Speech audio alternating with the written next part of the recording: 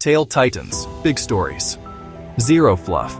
Subscribe for epic tales, fast fierce every week. Copyright disclaimer under Section 107 of the Copyright Act 1976. Allowance is made for fair use for purposes such as criticism, comment, news reporting, scholarship, and research. Fair use is a use permitted by copyright statute that might otherwise be infringing. Non-profit, educational, or personal use tips the balance in favor of fair use. வணக்கம் நண்பா. இந்த பக்கம் அந்த கண்ணாடி ஒடிக்கலான்னு வந்த இந்த ராணி ஒரு second யோசிக்க, இப்போ நம்ம இந்த கண்ணாடியை ஒடிச்சிட்டோன்னா ஆத்தி மீது உள்ள அழிஞ்சு போயிடுவோம். அதுக்கப்புறம் நம்ம அழகுக்கு மயங்காத ஒரு ஆண் இருக்கான்றது காலத்துக்கும் நிலைச்சிரும். அப்புறம் இது எனக்கு ரொம்ப பெரிய அவமானம், அதனால் அதை நான் செய்ய மாட்டேன். எப்படியாவது கண்ணாடிக்குள்ளே போய் ஆத்தி நீ அவனுக்குள்ளே வசியப்படுத்துகிறா மட்டும்தான் நீ அழகுக்கு நிற்கிறது யாருமே இல்லை, அழகுக்கு மயங்காதவங்க யாரும் இல்லைன்ற இது எனக்கு கிடைக்கும் அப்படின்னு சொல்லி அந்த ராணி கண்ணாடிக்குள்ளே வந்து ஆத்திமை பார்த்து, நீ வெளியே போட்டுக்கு தானே தவிச்சிட்டு இருக்க, நீ ஒன்றும் கவலைப்படாத, நான் உன்னை இங்கேருந்து வெளில போட்டு போகிறேன், இங்கேருந்து வெளில போடுறது அவ்வளோ கஷ்டம் இல்லை, ரொம்ப ஈஸி தான் அப்படின்னு சொல்லும்போது, நீ செய்ய வேண்டியது ஒன்று தான், நான் தான் இந்த உலகத்திலே அழகுன்றதை ஏற்றுக்கிட்டு நீ என் கூட வாழவா, நம்ம 2 பேரும் இந்த உலகத்தை ஆட்சி பண்ணலாம், இந்த மொத்த கண்ணாடி மாதிரி நம்ம 2 பேரும் சேர்ந்து ஆட்சி பண்ணலாம் அப்படின்னு சொல்லும்போது ஆத்தின்னு சொல்கிறான், நீ என்ன நினைக்கிற, ஹெல்ப் இல்லைன்னா இங்கேருந்து வெளில போக முடியாது அப்படின்னு நினைக்கும்போது, ஆத்தி நீ நினைக்கிற மாதிரி ஒன்றும் அவ்வளோ ஈஸி இல்லை, இங்கே லட்சக்கணக்கான கண்ணாடி இருக்கு, இல்லை ஒவ்வொன்றும் ஒவ்வொரு உலகத்துக்குள்ளே போகிறது, நீ தப்பி தவறி வேற ஒரு உலகத்துக்குள்ளே போய் மாட்டிட்டு உன்னோட திரும்ப வரவே முடியாது, தயவு செஞ்சு நான் சொல்கிறது கேளு, நீ என்னோட வந்துடு, நாம 2 பேரும் சேர்ந்து இந்த மாளிகையை ஆட்சி பண்ணலாம், நான் தான் இந்த உலகத்தில் பேரழகி, இதை மட்டும் நீ ஒத்துக்கோ அப்படின்னு சொல்லி அவனை மறுபடியும் வசிப்படுத்த பார்க்குறான். மறுபடியும் அவனால் வசிப்படுத்த முடியல, ஏன்னா ஆத்தின் இடத்துல ஜாஸ்மின் கொடுத்தது லாக்கெட் இருக்கு, உடனே அது எடுக்க போகிறோம். அப்போ ஆஸ்மின் தடுத்துடுறான், நீ நடக்கிறது என்றைக்கும் நடக்காது, என்றைக்குமே நான் ஜாஸ்மின் மட்டும்தான் விரும்புவேன் அப்படின்னு சொல்லும்போது, இப்போ அந்த மல்லிகை அங்கேருந்து கத்துறா, உன்னால இங்கேருந்து தப்பிச்சே போக முடியாது, நீ இங்கே மாட்டிட்டு சாவுறா அப்படின்னு சொல்லிட்டு அங்கேருந்து வெளில ஓடிடலாம். இந்த பக்கம் அவரோட ஆளுங்கள்லாம் வந்து அவங்கள அழிக்க வராங்க. அப்போ ஓபோவும் ஆத்தின் பெரும் மாற்றி சண்டை கொடுத்துருக்காங்க. அப்போ ஓபோ சொல்கிறான், ஆத்தின் இவனும் கவலைப்படாத, இவங்களை என்ன அழிச்சிடுறா அப்படின்னு சொல்லி எல்லாரும் பாஞ்சு தாக்கி வச்சிருக்கான். ஆனால் போக போக அவங்க கூட்டம் அதிகமாக வந்துட்டு இதை பார்த்து 2 பேரும் மாற்றி அவங்கள பாஞ்சு தாக்கிக்கிட்டே தான் இருக்காங்க. எத்தனை பேர் வந்தாலும் எல்லாரையும் ஓபோவும் ஆத்திமா அர்த்தமும் பண்ணிட்டு இருக்காங்க. இந்த பக்கம் அந்த கூட்டம் இன்னும் அதிகமாக வந்துட்டே தான் இருக்குது. ஒவ்வொருத்தனா மாற்றி வந்து 2 பேரும் சண்டை போட்டுட்டே இருக்கான். அப்போ ஆத்திமா ஒரு பக்கமும் ஓபோவும் மாற்றி அவங்க எல்லாரையும் அடித்து தம்சம் பண்ணிட்டு இருக்காங்க. கீழே விட ஒவ்வொரு வீரர்களும் அந்த இடத்துல டக்கு மறைஞ்சு போயிட்டு இருக்காங்க. திடீர்னு 2 பேர் ஓபோ பிடிச்சிடுறாங்க. அப்போ ஓபோ ஆத்தின் கத்துறா, ஓபோ காப்பாற்றணும்னு ஓடி வந்த ஆத்தின் இவனுக்கு வரப்படாத ஓபோ அப்படின்னு சொல்லி கத்திக்கிட்டே வரான்.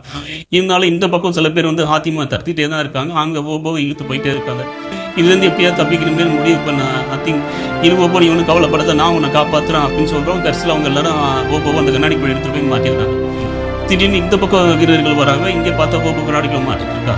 சரி, இவங்களை இப்படியே தாக்கிட்டு இருந்தால் வேலைக்கு ஆகாதுன்னு சொல்லி வேற ஒரு வழி மூலமாக தான் இவங்களாம் அழிக்கணும்னு சொன்னாங்க. அதிமுக ஒரு வழியை யோசிச்சு இவங்க இவங்க வந்துகிட்டே தான் இருப்பாங்க, ஸோ நம்ம இப்படியே விட்டா இவங்களை அழிச்சிட்டே இருக்க முடியாதுன்னு சொல்லி தன்னோட வில்லை எடுத்து ஒரு அம்பு விடுறான்.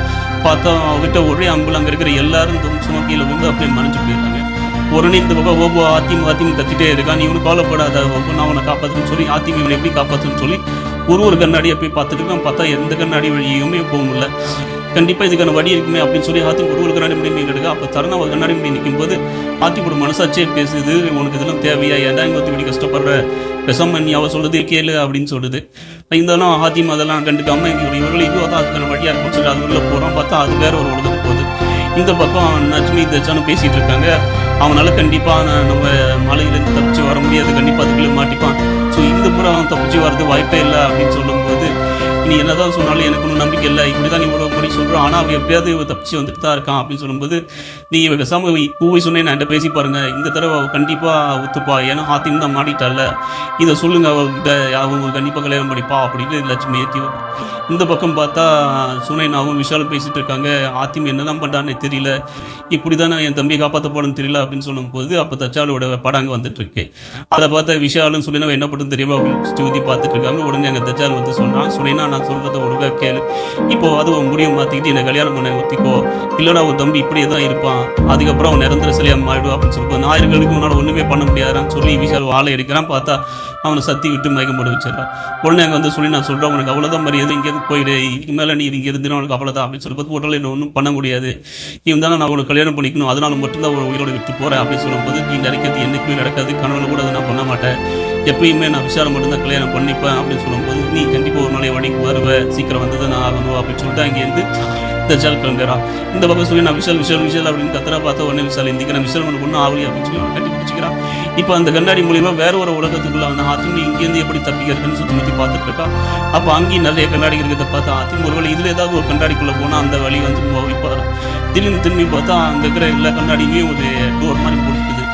இது என்னது அடை மாதிரி இருக்கே அப்படின்னு சொல்லி ஒரு கதவை திறந்தா அவரோட உள்ள போலாமா அப்படின்னு சொல்லிட்டு கிட்ட போகிறான். பார்த்தா ஒவ்வொருமே ஒரு கண்ணாடியாக தான் இருக்குது. ஆனால் பார்க்கறதுக்கு கதவு திறக்கிற மாதிரியே இருக்குது. அவங்க ஊருக்கு ஒழுங்கு பார்க்குறோம், பார்த்தா எல்லாச்சும் ஒரு கண்ணாடி இருக்குது. அப்புறம் தான் ஹாத்திமுக்கு பிடிக்கும். ஒரு வழி ஒரு ட்ராப் போகலாம், நம்ம தான் உள்ளே வந்து மாட்டிட்டோம் அப்படின்னு சொல்லி எல்லா கண்ணாடி தொடுத்து பார்க்குறோம். எல்லாமே கண்ணாடியாக தான் இருக்குது. எப்படி இது தப்பிச்சுன்னு தெரியல. சுற்றி முற்றி யோசிச்சுட்டு இருக்கிற ஹாத்திம் தப்புன்னு ஒரு வழி யோசிக்கிறான். இங்கே இருக்கிற எல்லா கண்ணாடியில் ஏதாவது ஒரு கண்ணாடிக்குள்ளே நம்ம கண்டிப்பாக போகிற வழி இருக்கும், நம்ம அது எந்த கண்ணாடின்னு கண்டிப்பாக பார்த்தா தெரிஞ்சிடும் அப்படின்னு சொல்லி அந்த கண்ணாடியில் நடந்து போய் நின்று பார்க்குறேன். டக்குனு பார்த்தா அப்புறம் ஒரு இடத்துல வழி தெரியும். அதுக்குள்ளே போயிடும். அங்கே போனால் அங்கே ஒரு பொருள் இருக்கிற மாதிரி ஒரு திரும்பி பார்த்தா அந்த பொண்ணு சுற்றி நிறைய கண்ணாடி இருக்கு. அந்த கண்ணாடியும் நிறைய பொண்ணுங்க இருப்பாங்க. உடனே ஹாத்திம் தரோட வாழை எடுத்து அந்த பொண்ணு தொட்டு பார்க்குறான்னு பார்த்தா அது ஒரு பிம்பமாக எங்களுக்குள்ள போயிட்டு வருது. அப்போ இது உண்மை இல்லை, இது ஒரு பிம்பம் தான். ஆனால் இந்த பிம்பம் தான் இங்கே இருக்கிற கண்ணாடிக்குள்ளே இருக்குது. ஆனால் நமக்கு மூச்சு வர சத்தம் கேட்குது. அது மட்டும் எப்படி மூச்சு வர சத்தம் இருக்குன்னா அப்போ கண்டிப்பாக இங்கே உயிர் இருக்குன்னு தானே அர்த்தம். அப்போ இது ஏதோ ஒரு கண்ணாடிக்குள்ளே உயிர் உள்ள ஒரு முருள் இருக்குது. அந்த ஆத்மாவை நாம அதை காப்பாற்றணும் அப்படின்னு சொல்லி எல்லா கண்ணாடியும் சுற்றி முற்றி பார்க்குறோம். பார்த்தா எல்லா கண்ணாடி மாதிரி தான் தெரியுது. ஆதி மரம் அந்த உயிர் உள்ள அந்த பொண்ணை கண்டுபிடிக்க முடியல. எல்லா பக்கமும் சுற்றி முற்றி பார்த்துட்டே இருக்கும்போது ஒரு இடத்துல மட்டும் ஹாத்திம் ஒரு விஷயத்தை நோட் பண்ணுறான். அந்த கண்ணாடியில் ஒரு பனி மாதிரி பண்ணதை பார்க்கும்போது ஒருவேளை இதுவாக தான் இருக்குன்னு சொல்லி கண்ணாடி உடைக்கிறேன். பார்த்தா அதுக்குள்ளே ஒரு பொண்ணு ஓடி வந்து மயக்கம் போட்டு விழுறா. டக்குன்னு தாங்கி பிடிச்ச ஹாத்திம் என்ன ஆச்சு, யார் நீ அப்படின்னு கேட்கான். அப்போ அந்த பொண்ணு நீங்கள் என்னை காப்பாற்றிட்டீங்க, நீங்கள் செஞ்ச இந்த உதவிக்கு ரொம்ப நன்றி ரொம்ப நன்றி அப்படின்னு சொல்கிறா. சரி நீ ஒன்று கவலைப்படாத, நீ முதல்ல நீ யார் என்னென்ற கதையை சொல்லு அப்படின்னு சொல்லும்போது நான் இங்கே இருக்கிற மல்லிகா சாரோட தங்கச்சி தான் அப்படின்னு சொல்லும்போது என்ன சொல்கிற, அவரோட தங்கச்சியா? ஆமாம். அப்படியே அவங்க அடைச்சி வச்சானும் போது அது ஒரு பெரிய கதை இருக்க சொல்கிறேன்.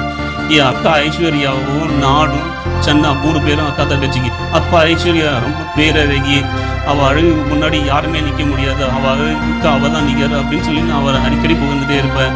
இதை பார்த்த சன்னாவுக்கு எங்கள் 2 பேரையும் பார்த்து ரொம்ப பொறாமையாக இருக்கும். ஏன்னா அடிக்கடி நாங்கள் அழகை பற்றியே பேசிகிட்டு இருக்கோம்னு சொல்லி அவர் ரொம்ப கோவப்பட்டு இந்த கண்ணாடி தானே அவங்க அழகை காட்டுது அப்படின்னு சொல்லி கண்ணாடியை உடைச்சிட்டு கோவமாக என்கிட்ட வந்து இந்த அழகு தானே நீ ரொம்ப ஆடுற, இதுலன்னா நீ என்ன பண்ணுவ, ஓ அழகை நான் எடுத்துக்கிறேன், ஏன் அழகை நீ வச்சுக்கோன்னு சொல்லி மந்திரம் போட்டு அவள் எங்கள் அக்கா மாதிரி மாறிட்டா. ஐஸ்வர்யாவை சென்னா மாதிரி மாற்றிட்டான். இதனால ஐஸ்வர்யா என்ன பண்ணுறது தெரியாமல் என்னால் முடியாது அப்படின்னு சொல்லி அழுதுகிட்டே அங்கேயே உட்காந்துட்டான். உடனே சென்னா என்ன பண்ணான்னா ஐஸ்வர்யாவை ஒரு பெட்டிக்குள்ளே வச்சு அரைச்சிட்டு என்னையும் இந்த கண்ணாடிக்குள்ளே அரைச்சிட்டு அவளே மல்லிகா என்ன இந்த கோட்டையை ஆண்டுட்டு இருக்கா. இதோட இந்த எபிசோடு முடியுது. தொடர்ந்து பார்த்து சப்ஸ்கிரைப் ஜெய் கைடன்ஸ்.